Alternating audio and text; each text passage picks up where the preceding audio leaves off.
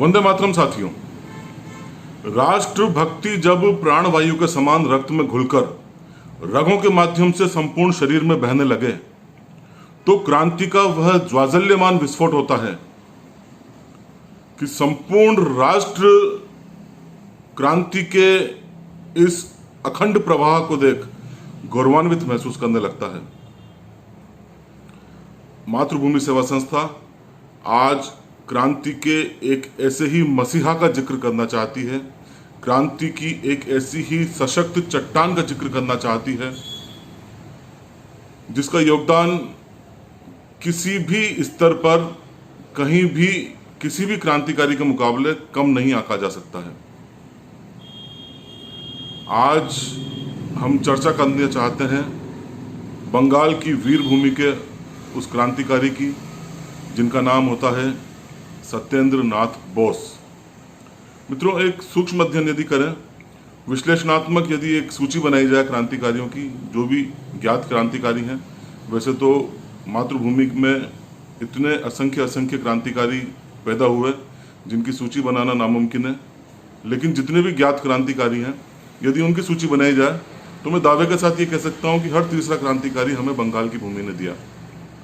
यही कारण है कि हर तीसरे नंबर पर, चाहे वो चटर्जी हो, चाहे वो मुखर्जी हो, चाहे वो बनर्जी हो, चाहे वो बोस हो, चाहे घोष हो, चाहे सेनगुप्त हो, चाहे सेन हो, चाहे दत्त हो, ये तमाम उपनाम नहीं बल्कि वे अमर ध्वनियाँ हैं जो कानों में पड़ते ही एक सिहरन और एक गर्व की अनुभूति देती हैं, क्योंकि हमारे असंख्य क्रांतिकारी इन्हीं उपनामों से अलंकृत थे।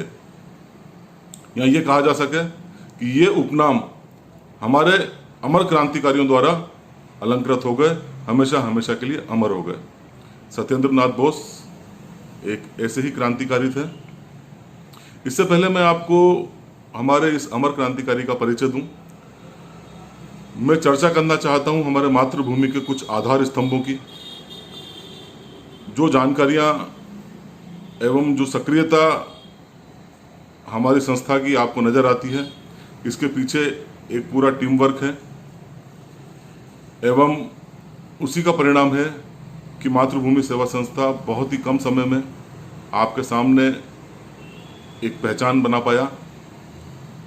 मैं नमन करना चाहता हूं हमारे संस्था के अध्यक्ष श्री यशपाल बंसल जी का। जैसा कि नाम में ही प्रतिध्वनि है यशपाल, यश तो कई लोगों के पास आ सकता है, लेकिन उस यश को पालने का सामर्थ्य जिनके पास हो, जी हाँ, हमारे राष्ट्रीय अध्यक्ष तन मन धन से संस्था के प्रति इनका समर्पण जो है वो निश्चित रूप से प्रशंसनीय है, अनुकरणीय है। इसी क्रम में मैं आदरणीय सीताराम माधोपुरी जी को भी नमस्कार प्रेषित करता हूँ। यह बहुत ही बड़े इतिहासकार के रूप में माने जाते हैं, एक शोधकर्ता हैं। इनका कार्य निश्चित रूप से जो जानकारियाँ जुटाई जाती हैं इनके माध्यम से, इतिहास के जो शोध हैं वह काफ़ी समय तक याद रखे जाएंगे।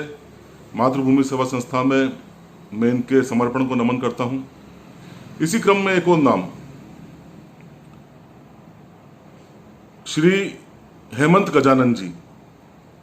हेमंत गजानन जी की राष्ट्रीय स्तर पर या यूं कहूं अंतर्राष्ट्रीय स्तर पर बहुत बड़ी उपलब्धि कही जाएगी, क्योंकि इन्होंने हमारे अमर क्रांतिकारी श्री श्यामजी कृष्ण वर्मा की जेनेवा स्थित अस्थियों को भारत लाने का कार्य किया। इन्हीं के अथक प्रयासों से 22 अगस्त सन 2003 में यह कार्य, मैं कहूँगा यह यज्ञ संपन्न हुआ, जब श्री श्यामजी कृष्ण वर्मा जी एवं इनकी धर्मपत्नी श्रीमती भानुमति जी की अस्थियां भारत आ पाई। उस दौर में जब नरेंद्र मोदी जी गुजरात के मुख्यमंत्री थे, उन्होंने व्यक्तिगत रुचि ली हेमंत गजानन जी के प्रयासों में, एवं इसी का ही परिणाम था कि स्विस गवर्नमेंट से बात की गई एवं जेनेवा से श्री श्यामजी कृष्ण वर्मा की अस्थियां भारत आई, जब ये अस्थियां मुंबई पहुंची, मुंबई से मांडवी तक जहां वर्मा जी की जन्मस्थली है कच्छ में, वहां तक जुलूसमय माहौल में जो ये अस्थियां क्रांतिकारी की अपने जन्मस्थली पर पहुंची, तो वो दृश्य देखते ही बनता था। मैं प्रणाम करता हूं हमारे क्रांतिकारियों पर इतना उच्च कोटि का समर्पण देने वाले श्री हेमंत जी गजानन जी का। बहरहाल चलते हैं हमारे क्रांतिकारी के परिचय पर। श्री सत्येंद्र नाथ बोस, इनका जन्म मिदनापुर बंगाल में 30 जुलाई सन 1882 को हुआ। इनके पिता अभयदास बोस, जो कि एक कॉलेज में प्रोफेसर थे, एक पढ़े लिखे परिवार में जन्मा ये बालक निश्चित रूप से उस दौर में कोई भी यथेष्ट अपने जीवन के कैरियर को चुन सकता था, लेकिन जैसा कि मैंने कहा, बंगाल की धरती में, बंगाल की वायु में वह जादुई प्रभाव था कि एक सच्चा राष्ट्रभक्त येन केन प्रकारन राष्ट्रवादी गतिविधियों में मातृभूमि को गुलामी की जंजीरों से मुक्त करा देने के इस महायज्ञ में शामिल हो ही जाता था। सत्येंद्र नाथ बोस भी बहुत ही कम समय में, बहुत ही अल्प आयु में क्रांतिकारी गतिविधियों में सक्रिय हुए। अरविंद घोष जी एवं लोकमान्य बाल गंगाधर तिलक से बहुत ज़्यादा प्रेरित थे। अरविंद घोष जी की बहुत बड़ी भूमिका रही इन्हें क्रांतिकारी गतिविधियों में लाने की। यही कारण था अनुशीलन समिति, जिसके संस्थापक थे श्री अरविंद घोष, यह अनुशीलन समिति से जुड़े। एफए की पढ़ाई उन्होंने वहीं अपने मिदनापुर में की। इसके बाद जब ये स्नातक की पढ़ाई करने कलकत्ता आए, तब ये अनुशीलन समिति से जुड़े एवं यहीं क्रांतिकारी गतिविधियों में ये अत्यंत सक्रिय रूप से भाग लेने लगे। विद्यार्थी भंडार नाम का एक संगठन भी इन्होंने बनाया। जैसा कि उस दौर के कई संगठनों का एक ही मूल उद्देश्य होता था, सिर्फ और सिर्फ आज़ादी की लड़ाई, अंग्रेज़ों के विरुद्ध हथियार इकट्ठे करना, क्रांतिकारी साथी जुटाना। यह भी मनोयोग से इस सारी घटना में जुड़ गए। सत्येंद्र नाथ बोस की एक बहुत बड़ी उपलब्धि यह रही कि उन्होंने क्रांति के पटल पर, भारत की आज़ादी में राष्ट्रीय पटल पर एक ऐसे महानायक के पदार्पण में महत्वपूर्ण भूमिका अदा की जिससे हम एवं आप खुदीराम बोस के नाम से जानते हैं। जी हाँ, 18-19 साल का एक नौजवान जिसके अंदर क्रांति का जज्बा तो था, लेकिन वह सत्येंद्र नाथ बोस की प्रेरणा से ही क्रांतिकारी गतिविधियों में न केवल सक्रिय हुए, बल्कि तात्कालिक मुजफ्फरपुर के दुष्ट न्यायाधीश डगलस किंग्सफोर्ड की हत्या की योजना में भी इनकी महत्वपूर्ण भूमिका रही। जी हाँ, सत्येंद्र नाथ बोस एवं इनके अन्य क्रांतिकारी साथियों ने अनुशीलन समिति के जितने भी महत्वपूर्ण क्रांतिकारी साथी थे, इन्होंने निश्चय किया कि डगलस किंग्सफोर्ड, जो कि एक ऐसा दुष्ट न्यायाधीश था जो कम सबूतों के बावजूद भी क्रांतिकारियों की छोटी छोटी घटनाओं में भी उन्हें बड़ी से बड़ी सजा देने के लिए कुख्यात था। अतः यह तय किया गया कि ऐसे दुष्ट न्यायाधीश को हमेशा हमेशा के लिए समाप्त कर दिया जाएगा। न रहेगा बांस, न बजेगी बांसुरी। यही कार्य किया जाएगा, इस दुष्ट न्यायाधीश को हमेशा के लिए समाप्त कर दिया जाएगा। इस संपूर्ण कार्य को अंजाम देने के लिए 2 नवयुवकों को चुना गया, प्रफुल्ल चाकी एवं खुदीराम बोस। 30 अप्रैल सन 1908 का दिन तय हुआ।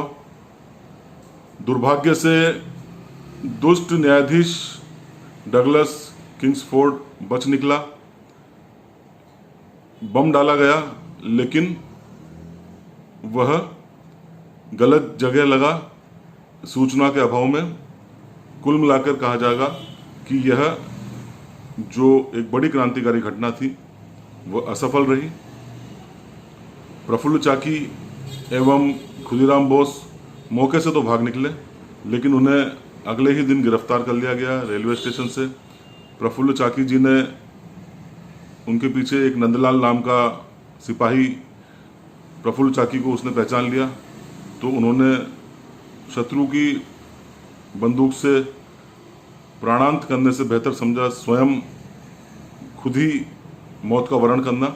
प्रफुल्ल चाकी ने स्वयं को वहीं समाप्त कर लिया एवं खुदीराम बोस जी को भी गिरफ्तार कर लिया गया एवं उन्हें 11 अगस्त सन 1908 में फांसी के फंदे के सुपुर्द कर दिया गया। खैर, ये बात रही खुदीराम बोस और प्रफुल्ल चाकी की। यहाँ हम सत्येंद्र नाथ बोस की बात करें। मुजफ्फरपुर में हुई क्रांति की इस घटना की चिंगारी, इसकी आग, इसकी तपिश कलकत्ता तक पहुंची। संपूर्ण देश में ही पुलिस द्वारा धरपकड़ बहुत तेज कर दी गई।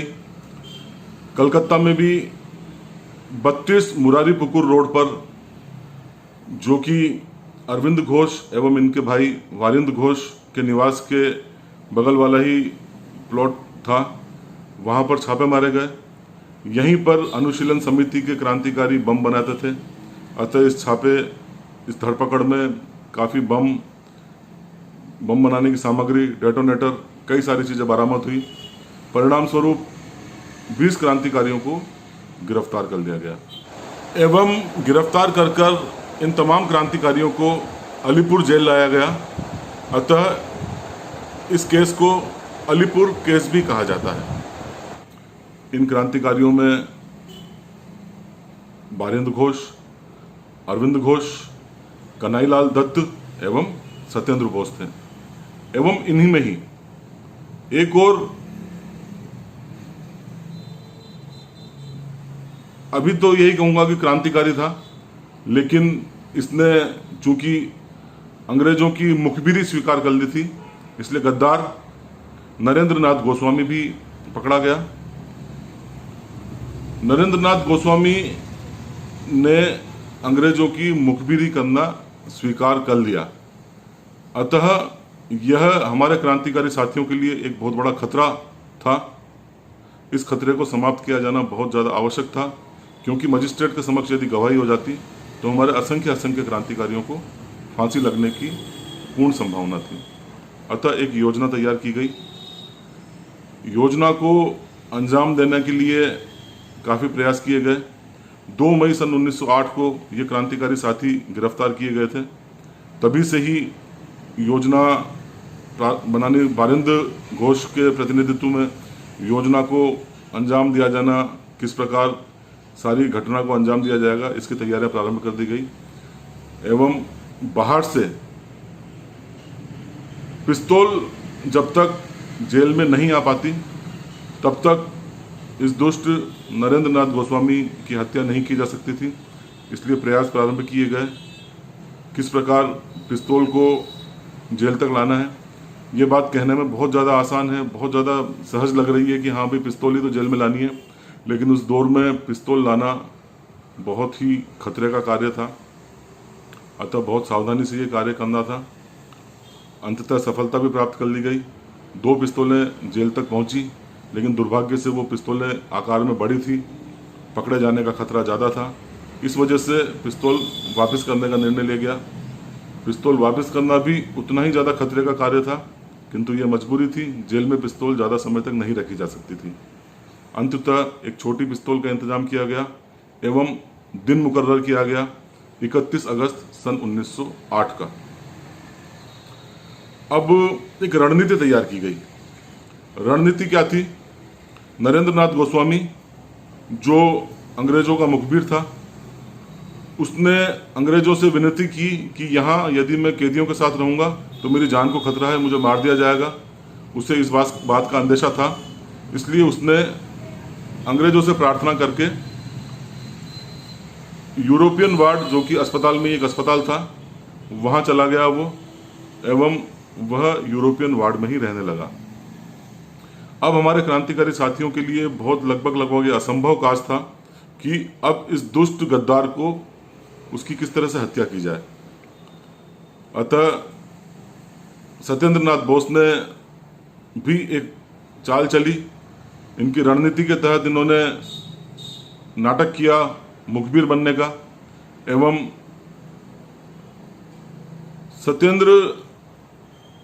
नरेंद्र नाथ गोस्वामी को इन्होंने ये सूचना पहुंचा दी कि सत्येंद्र नाथ बोस भी अंग्रेजों के मुखबिर बनना चाहते हैं। नरेंद्र गोस्वामी को काफ़ी प्रसन्नता हुई। किसी बहाने से ये भी अस्पताल में पहुंचे बीमारी का नाटक करके। चूंकि सत्येंद्र नाथ बोस भी अंग्रेजों के मुखबिर बनने के लिए तैयार थे, इसलिए उन्हें वहां जाने की अनुमति प्रदान की गई। अब नरेंद्र नाथ ने मिलने की इच्छा प्रकट की, क्योंकि गद्दार को लगा कि अब सत्येंद्र नाथ बोस भी उसी की श्रेणी में आ गए हैं। तो वह एक ब्रिटिश अधिकारी हिंगिस के साथ सत्येंद्र नाथ बोस से मिलने आता है, जो आगे ही प्रथम तल पर किसी कमरे में है।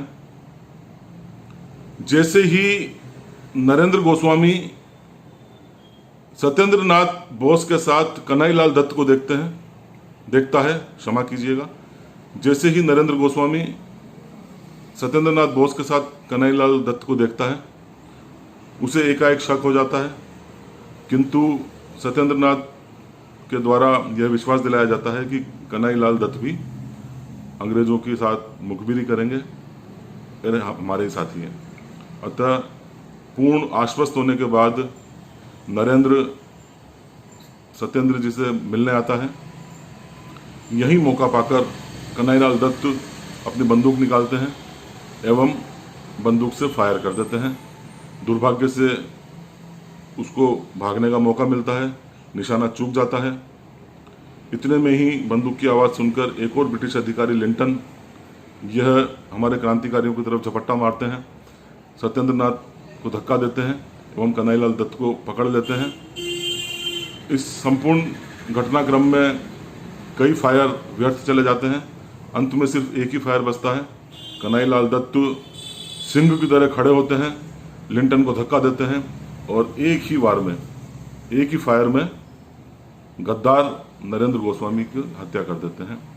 इस प्रकार गद्दार हमेशा हमेशा के लिए समाप्त हो जाता है, उसकी मृत्यु हो जाती है, उसको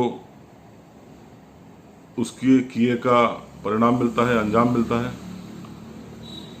हमारे दोनों क्रांतिकारी साथी, इनका भी वही हश्र होने वाला था अब जो हमारे अन्य क्रांतिकारियों को हुआ, क्योंकि साक्षात मृत्यु को निमंत्रण देना था, जेल के अंदर इस घटना को अंजाम देना। तुरंत हमारे इन दोनों क्रांतिकारी साथियों को गिरफ्तार कर लिया जाता है एवं चूंकि कन्हैयालाल दत्त जिन्होंने बंदूक से प्रत्यक्ष रूप से हत्या की थी, उनको मुकदमा चलाकर तुरंत उनको फांसी की सजा दी जाती है। लेकिन सत्येंद्र नाथ बोस अभी आजीवन कारावास दिया जाता है, क्योंकि ये पुख्ता रूप से प्रत्यक्ष रूप से हत्या की गतिविधि में लिप्त नहीं माने जाते। इस प्रकार कन्हैयालाल दत्त को 10 नवंबर सन 1908 को फांसी दी जाती है। हमारा ये वीर क्रांतिकारी अद्भुत जिसे कहा जा सकता है, कन्हैयालाल दत्त मौत की सजा सुनकर यह इतने प्रसन्न होते हैं जो जिंदगी की सबसे बड़ी सफलता और सबसे बड़ी उपलब्धि इन्हें मिल गई हो। मौत की सजा मिलने के बाद जिस दिन इनको फांसी लगी, इनके वजन में तकरीबन 20-22 पाउंड की वृद्धि हो गई। जब फांसी वाले दिन सुबह इनके पास जाया जाता है तो बड़ी गहरी नींद में सो रहे होते हैं। इन्हें नींद से उठाया जाता है और बड़े ही ऐसा जैसे कोई बहुत पुरस्कार लेने जा रहे हों, इस तरह यह फांसी के फंदे का वर्णन करते हैं। ब्रिटिश सरकार द्वारा, जेल अधिकारियों द्वारा, पुलिस द्वारा, चूंकि सत्येंद्र नाथ बोस को भी उन्हें फांसी ही दिलवानी थी येन केन प्रकारन, आगे अपील की जाती है एवं अंततः उन्हें भी फांसी की सजा मुकर्रर की जाती है। 11 दिन बाद 21 नवंबर सन 1908 को सत्येंद्र नाथ बोस भी फांसी के फंदे पर झूमकर हमेशा हमेशा के लिए अमरत्व को प्राप्त कर लेते हैं, मातृभूमि के चरणों में स्वयं को समर्पित कर देते हैं। इस प्रकार हमारे ये अमर क्रांतिकारी हमेशा हमेशा के लिए देश की मिट्टी में, देश की हर धड़कन में शुमार हो जाते हैं। मातृभूमि सेवा संस्था ऐसे अमर बलिदानियों का, ऐसे अमर क्रांतिकारियों का बारंबार नमन करती है। वंदे मातरम, जय भारत, जय हिंद। मित्रों, जैसा कि मैंने आपको पिछले वीडियो में भी बताया, 23 जुलाई सन 1929 हमारे भूखवीर जतिन दास ने अपनी भूख हड़ताल प्रारंभ की थी। आज उनकी भूख हड़ताल का 18वां दिन है। आप सिर्फ महसूस कीजिए, हमारे उस वीर ने, हमारे उस क्रांतिकारी ने 18 दिनों से अन्न का एक भी दाना अपने पेट में नहीं डाला है। कोई बात नहीं, कई धार्मिक लोग कह सकते हैं कि हमारे संत, हमारे गुरुजी भी ऐसा ही करते हैं, लेकिन ये उपवास या कोई रोजा नहीं था, यह अनशन था, जहां पल पल अंग्रेजों की अमानवीय यातनाएं झेलनी पड़ती थी। जेल की काल कोठरी के वह विभत्स दृश्यों का सामना करना पड़ता था। सिर्फ और सिर्फ भारत माता की जय, वंदे मातरम, यही ऊर्जा के वह प्रचंड स्रोत थे जो हमारे इस क्रांतिकारी को जिंदा रखे हुए थे। 63 दिन की इस भूख हड़ताल में हर वीडियो में जब तक 13 सितंबर नहीं आ जाता, मैं आपका स्मरण कराता रहूँगा जतिन दास की भूख हड़ताल, उस वेदना, ताकि हम और आप महसूस कर पाएँ। इसी दर्द, इसी वेदना, इसी संवेदना के साथ मैं आपको यहीं विराम देता हूं अपनी बात को। मातृभूमि सेवा संस्था क्रांति के ऐसे महानायकों को एक बार पुनः नमन करती है, वंदन करती है, अभिनंदन करती है। जय भारत, जय हिंद, वंदे मातरम।